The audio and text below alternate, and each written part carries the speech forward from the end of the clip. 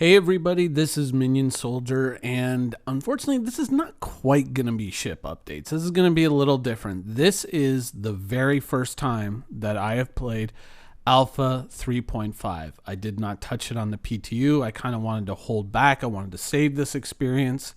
And so here it is. I'm going to be talking about some of the things that I saw, some of the things that I liked, some of the things that I didn't like, though I'm going to be adding an asterisk to them because truthfully, you can see where there's room for more depth later on. So we're going to be kind of going through a lot of things. It's going to be a bit of a different show than usual. So sit tight and I hope you enjoy it.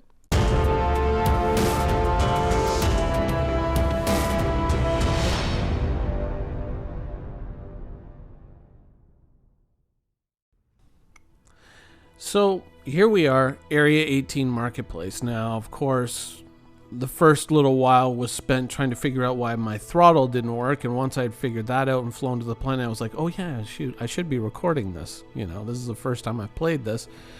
Might be a good idea.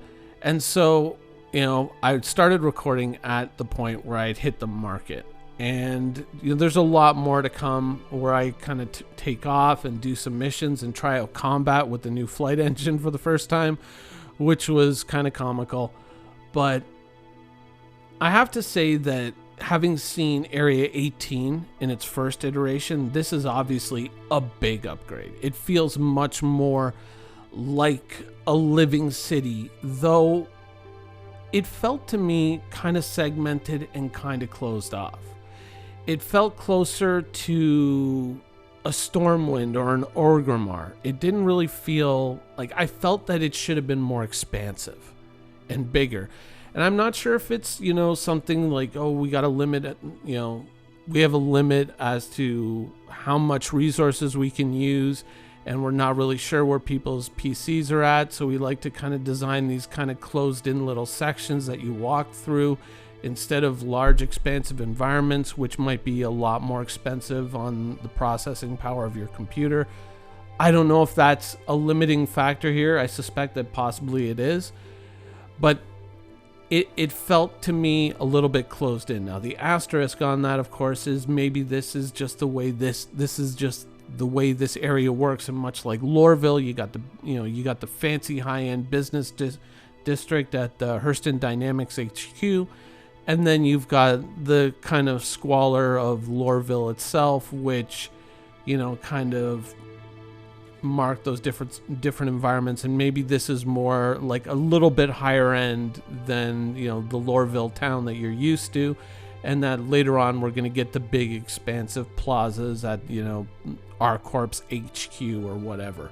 So even though I was hoping I was going to be a little bit bigger, I can understand why it isn't, and overall it felt really good. It felt like a solid upgrade over the original Area 18 that we got in 2015? Question mark? Between this and Loreville, there is kind of one thing that I was kind of hoping for. I was hoping that more of the little shops would be open, that there was going to be a little bit more variety. I know that they're constantly creating different clothes, different guns, and later on you're going to get different add-ons for weapons. I wish that more of these things were functional, and that was that's always kind of like the amazing thing about Star Citizen, and then the thing that always kind of chops you back a little bit, and it's just like, I wish that were done, I wish that was there. And I think that's kind of the Star Citizen players' continuous struggle, which is like, you get in, you see all this cool stuff, and it's like, I wish that worked, I wish that worked, I wish that was done. And then it's like, yeah. So it was really cool, and I think that looking at it objectively, you can see how there's a lot of great storytelling potential in an area like this. My only real complaint, if any, was that I kind of wish that it was a little bit more expansive. It felt a little closed in. I was kind of hoping for a few more back alleys and a little bit more distance to cover. It felt a little bit almost World of Warcrafty a little bit in the way that they're trying to squeeze so much into such a little area. I kind of hoped that there would be more streets and maybe some little parkettes and things like that along the way that would kind of, give it more of a realistic sense of a city and less feeling almost like a little bit of a sci-fi theme park.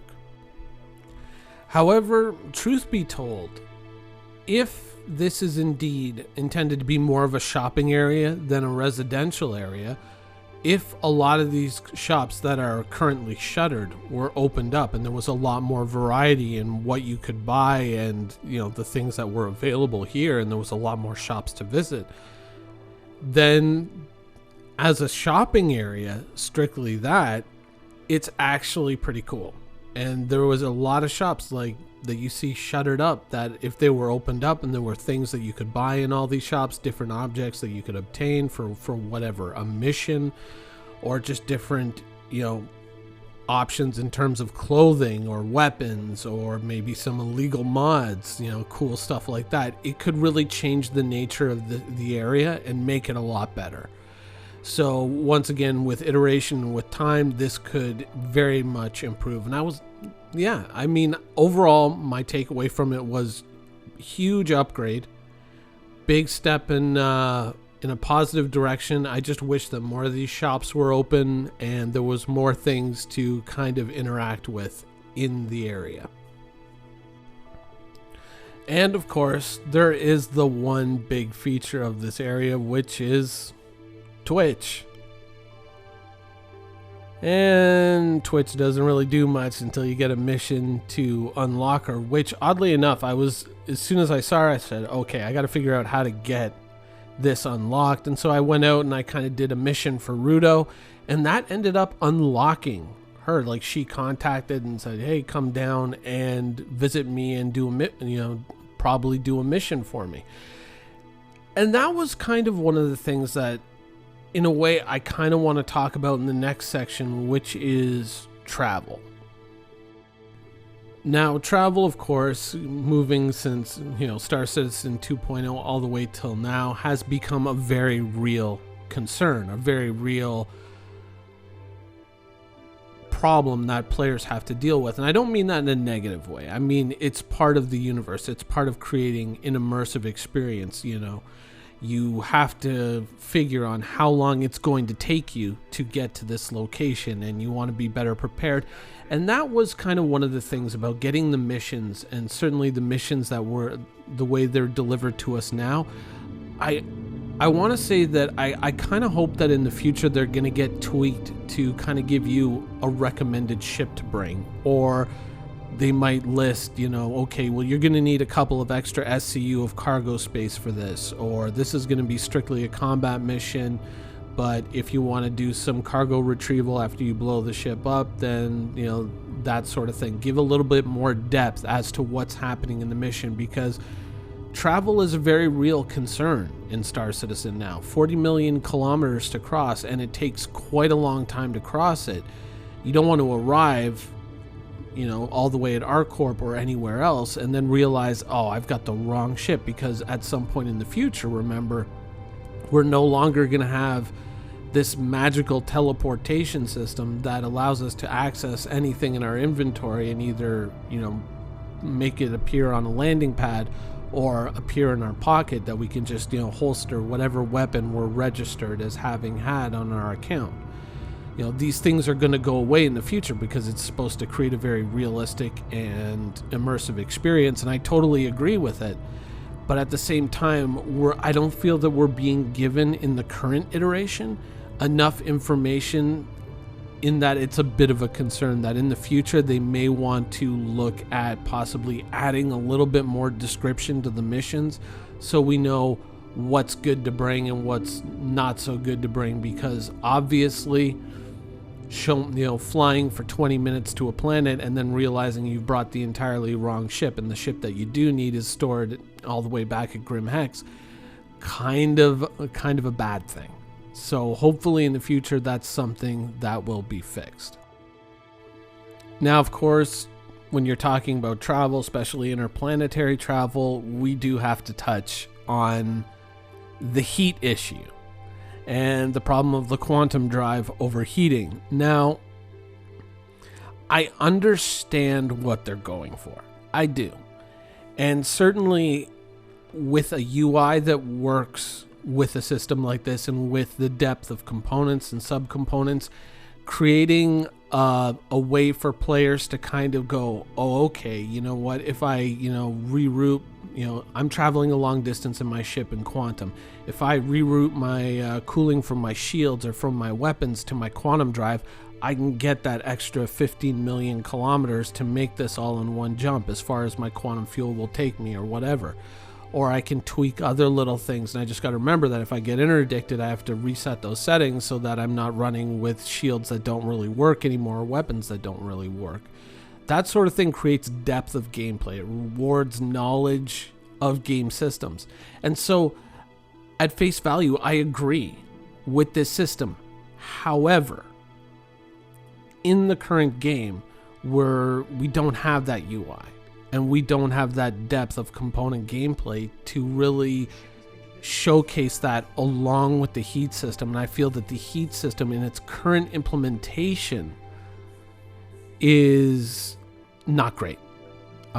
It does feel like a failure rather than just this is the way it is, because I mean, logically speaking, I mean, if the quantum drive is overheating because you're running it, at 100% speed then, or 100% power, then why don't you just turn it down to 50% power, maybe take a little bit longer to get there, but still, make it in one hop. It feels more like an inconvenience. And I realize that with the depth of gameplay that they intend to add, they want you to experience the system. But I think that the older system where we still had the quantum drive overheating, but we could, overheat or overclock our coolers, was a good middle ground until we got to a point where we have the UI and where we have the depth of components and gameplay that we can really tweak this down. So in its current implementation, I'm afraid I disagree with it. I think that it's clumsy and it doesn't really feel good as part of the user experience. It feels like a big negative. I can see where it can lead to rewarding gameplay, but unfortunately those facilities just currently aren't here. And the older thing with the overclocking of the coolers was a far better implementation than what we have currently. That's just my feeling on the topic. Certainly, if we kind of get to a point in the future where a fighter pilot or a small ship pilot might be sitting there in the cockpit when they're doing these long jumps, playing a bit of a mini game where they're constantly rerouting cooling from one system to another system to kind of not let any of the systems overheat, and they're kind of playing a bit of a mini game in order to kind of keep the quantum drive running, that would be a good thing. That would be an interesting thing. It would be a way to really reward the gameplay. But I feel that, currently it's just not great. I hope that at some point we do get a little bit of a mini game like that and make those long quantum jumps a lot more entertaining. But currently, not so much. Now, stability in the current 3.5 client, from my experience, for me, the game was very stable, and it led to multiple hours of gameplay with really no errors, which was a very pleasant surprise. I'm sure a lot of us can recall many experiences in the past with different gameplay systems that felt a little bit, broken and some very frustrating results. I enjoyed this. I really, really did enjoy this, and I was pleasantly surprised at how stable it was, at least on my system. So I enjoyed the gameplay a hell of a lot, and that was a very, very pleasant surprise to have it running so well for me. I really did enjoy it. I find that stability really encourages gameplay. It encourages you to kind of keep coming back. When you're playing on a stable client, it encourages you to kind of keep enjoying the experience and start exploring more. When things are crashing all around you all the time, you kind of feel like, what's the point, right? What's the point of going and doing the whole thing, getting my caterpillar, getting it loaded, and then just the game clicks off and everything's gone? What's the point? But when the game starts running more and more stable, I find that, okay, now I'm going to go and I'm going to take on different activities. I'm going to start taking on missions and start doing things like this, because right now things are going good. And that's generally something I think is a hallmark of a good patch, is when things are running so well, the game itself kind of encourages you to keep exploring and to take risks and to go out there and do much more in-depth things, because the chances of it breaking down on you seem to decrease as time goes on, even though realistically the chances of a crash probably increase the longer that you're playing. So going from that onto missions, another thing that pleasantly surprised me was apparently my progress with Rudo from the previous iteration of Star Citizen, whether intended or not, I do not know, seems to have carried over, because once again Rudo was saying, oh, here, let's go and I have a mission for you. Go pick up the remains from the base and dispose of them, which was where I kind of left this character. And I was very surprised to see that was still there, because always in the old patches that was all reset, and now here I was still at that point on the mission chain. So I decided, yeah, you know what? Let's do a mission. Let's see how much we can get out of this gameplay session. And truth be told, it ended up being probably about 3 hours of straight gameplay with no crashes and remarkable stability. And I really enjoyed it. I mean, when I got to the point of testing out combat, I have to admit the flight engine was a little bit different than I remember it, but we'll get to that in a little bit. I have to say that learning the new flight systems, especially how they work with missions, the old trick of kind of warping to another location but then cutting off your quantum drive. I still hadn't done a lot of my keybinds, so all of a sudden I found myself, when I was doing this quantum, panicking because I couldn't hit the button to just drop myself out of quantum much closer to the objective. And I found myself kind of wishing for the ability to warp directly to objectives, but I can see why a location like this would probably be unmarked, so it was kind of a 50-50. I can see a convenient reason for it to be there, but sometimes a little too much convenience can be a bad thing, You can look at WoW for an example of that. And, even though I've done this mission countless times, I really enjoyed it. I enjoyed the nice, fun little touches that kind of came along with it. Getting to the mission location, experiencing the difference, at least as far as Yella is concerned, with atmospheric flight and space flight was interesting.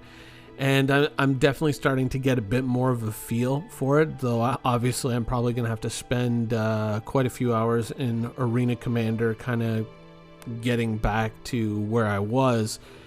It doesn't feel like something that's daunting. It doesn't feel like something like, oh God, now I'm going to have to fully, begin again. It doesn't, to me, it doesn't feel like that. It feels like, okay, here's something new to do. Here's something new to learn. So I don't really take the new flight system as so much of a negative, even though my first experience with it in terms of combat was lackluster, but I think that was more on account of my having to kind of relearn how to do things. Now, in this mission, one of the cool things that I found, and one of the things that I kind of always wished was there, and I think I even said this in a video maybe like a year ago, was that here you are in a drug lab, why can't you buy drugs? And there's a table here. Now, it doesn't work, but it's there. So maybe in the future, when you're out here doing a mission, you can make a few bucks.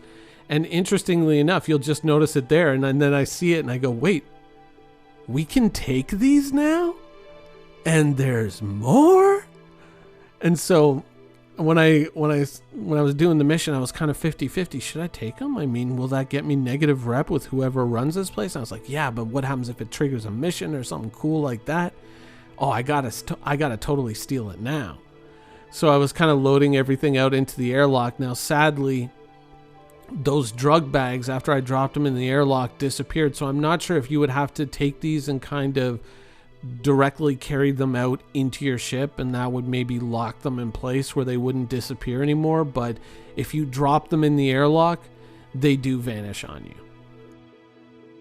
So if there's any added gameplay or any interesting little surprises that come up when you do that, unfortunately, I wasn't able to see them, but maybe you can. If you're out doing this mission, just grab these, carry them directly into your ship so you don't, drop them where they vanish, and maybe you'll find something that I didn't.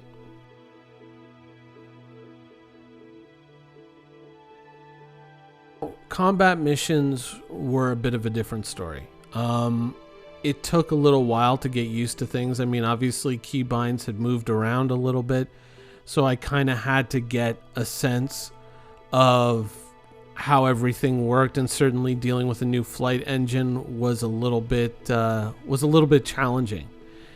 And even though the battle lasted a heck of a lot longer than it normally would have, I didn't really feel that it was a negative experience. This is, of course, my first time flying any type of combat in, this new flight engine. And so I want to get into Arena Commander, and I want to, kind of spend a lot of time practicing and kind of getting up to snuff before I really kind of make a pronouncement on it.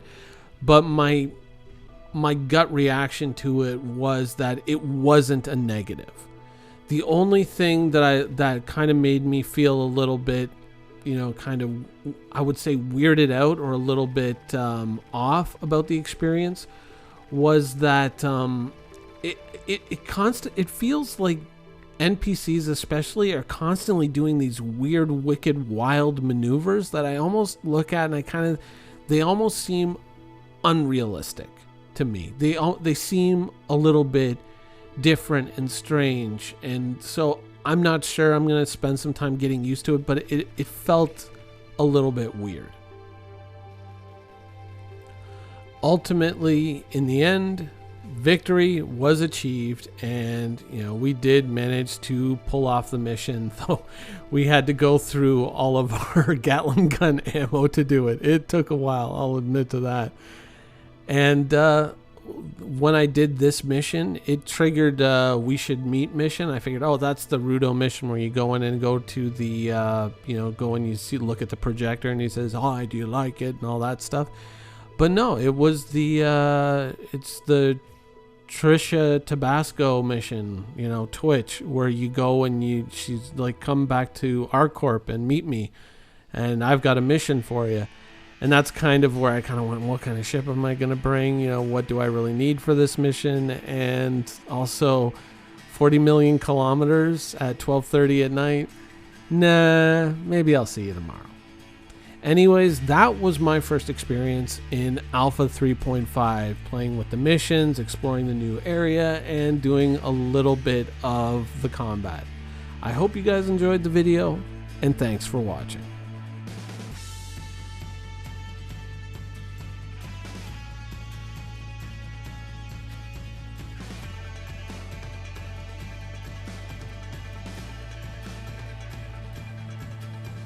Thank you for watching. So if you want to keep up with the latest and greatest in Star Citizen and Squadron 42's development, please follow us on our social media channels.